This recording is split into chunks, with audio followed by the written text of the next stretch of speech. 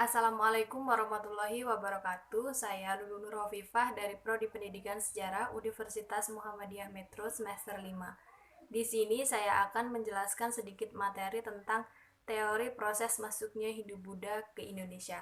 Untuk lebih jelasnya, mari simak videonya berikut.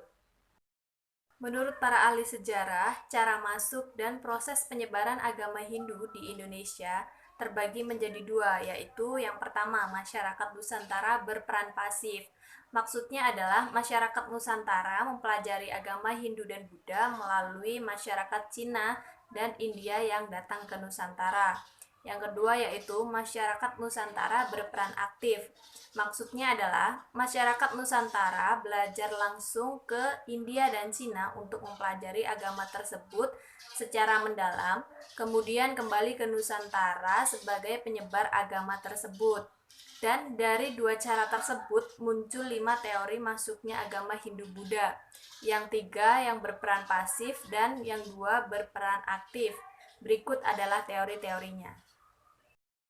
Yang pertama ada teori pasif. Teori pasif itu dibagi menjadi 3 teori. Yang pertama yaitu teori Brahmana. Teori ini dikemukakan oleh Van Loor. Ia mengatakan bahwa para kaum Brahmana diundang datang ke Nusantara karena ketertarikan raja-raja yang berkuasa dengan ajaran agama Hindu dan agama Buddha.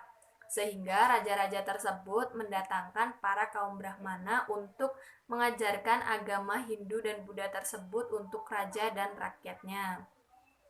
Lalu yang kedua ada teori Waisya. Teori Waisya ini dikemukakan oleh N.J. Krom yang menyebutkan bahwa para pedagang yang beragama Hindu dan Buddha lah penyebar utama agama tersebut ke Nusantara.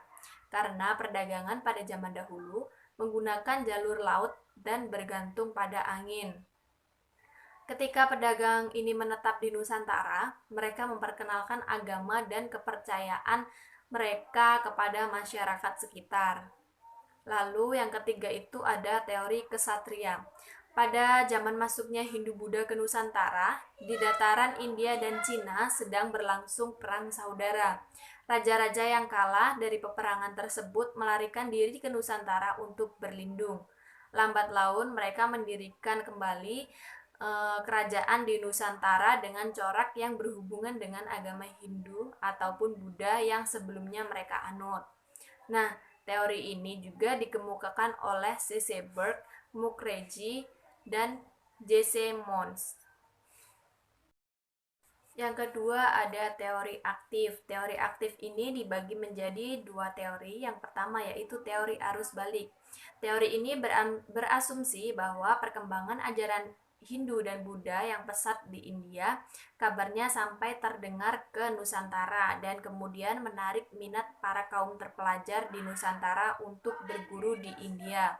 Setelah mereka pulang berguru dan pulang ke Nusantara, mereka mulai menyebarkan agama baru yang mereka pelajari dari sana sebagai pemuka agama dan pendeta. Teori ini dikemukakan oleh F.D.K. Bose. Dan yang kedua ada teori Sudra. Para budak dari India dan Cina datang ke Nusantara karena dibawa oleh pemiliknya atau karena mencari kehidupan yang lebih baik. Pada saat mereka menetap di Nusantara, mereka berasimilasi dan berakulturasi dengan penduduk sekitar. Hal tersebut membawa perubahan pada penduduk yang awalnya memeluk kepercayaan animisme dan dinamisme berganti memeluk agama Hindu atau Buddha. Teori ini dikemukakan oleh Van Weber. Itu tadi sedikit materi yang dapat saya jelaskan tentang teori proses masuknya agama Hindu-Buddha di Indonesia. Kurang lebihnya saya mohon maaf, saya akhiri. Wassalamualaikum warahmatullahi wabarakatuh.